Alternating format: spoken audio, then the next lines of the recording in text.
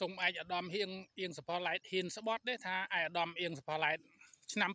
2018មិនបានទិញដីសរុបជាង7ហិកតាឲ្យឯកដែលខ្ញុំទិញឲ្យឯកឧត្តមអៀងសផឡៃតដើម្បីសង់សាលារៀនអន្តរជាតិផារ៉ាហ្គនសម្ដេចសូម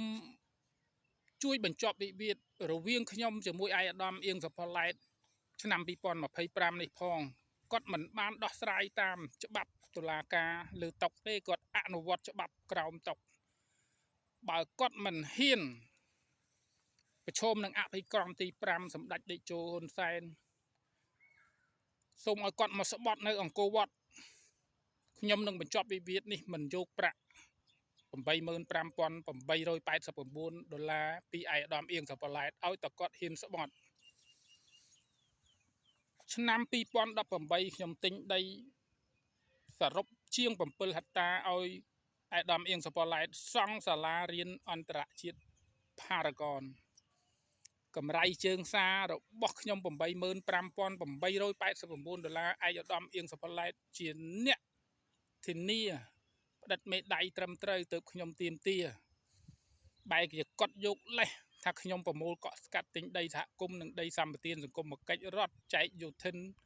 ហើយនឹងពលរដ្ឋក្រីក្រភូមិចំការមូលនិងភូមិមនោសុខឃុំតកែនកោះស្លាខេត្តកំពតមិនគ្រប់145ហិកតាឲ្យគាត់ទៅគាត់កាក់មិនឲ្យប្រាក់$85,889ករណីទិញដីសង់សាលារៀនអន្តរជាតិផារ៉ាហ្គនគឺទិញបានដីសហគមន៍និងដីសម្បត្តិសង្គមកិច្ចជិត20ហិកតាផ្ទេរសិទ្ធិទូទាត់ប្រាក់រួចដោយមានអន្តរាគមពីឯកឧត្តមអៀងសផឡៃតនិងអភិបាលរងខេត្តចិនផល្លានិងសយោដីខេត្តទៅបានដីជិត20ហិកតាឲ្យឯកឧត្តមអៀងសផឡៃតធ្វើជាចំការថ្នោតដល់បច្ចុប្បន្នឯកឧត្តមអៀងសផឡៃតហ៊ានមកស្បត់នៅអង្គរវត្តទេឋានៈបណ្ឌិតមិនគោរពសម្ដីកិច្ចសន្យាស្នាមមេដៃរបស់ខ្លួនសូមឯកឧត្តមអៀងសផឡៃតពិចារណាឲ្យបញ្ចប់វិវាទនេះហើយកុំយកលេសភូតកុហកសមត្ថកិច្ចតុលាការហើយនឹងភូតកុហកសម្ដេចតេជោបង្វែររឿងទាមទារប្រាក់ទៅជារឿងអ្វីផ្សេងទៀតកុំល្បិចកលទុច្ចរិតសូមបញ្ចប់វិវាទនេះសូមសម្ដេចជួយឲ្យអភិក្រមទី5វះកាត់ថាខ្លាកវៃកណ្ដុលកវៃកដោបកវៃរុយកវៃវៃទាំងអស់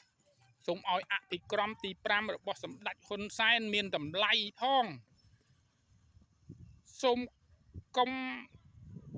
ហ៊ានចាត់ការតែរាជក្រីក្រហើយមន្ត្រីនៅគៀកឃ្លៀករបស់សម្ដេចមិនហ៊ានចាត់ការមិនហ៊ានជាសាច់ស្អុយដែលសម្ដេចធ្លាប់មានប្រសាសន៍កន្លងមកសូមសម្ដេចយកអភិក្រមទី5ចាត់ការខ្ញុំនឹងប្រឈមមុខបង្ហាញផុសតាងជូនសូមអរគុណសម្ដេចតេជោហ៊ុនសែនសូមជួយបញ្ចប់វិវាទនេះផងសូមសម្ដេចជួយបញ្ចប់សូមអរគុណសូមជម្រាបលាបាទ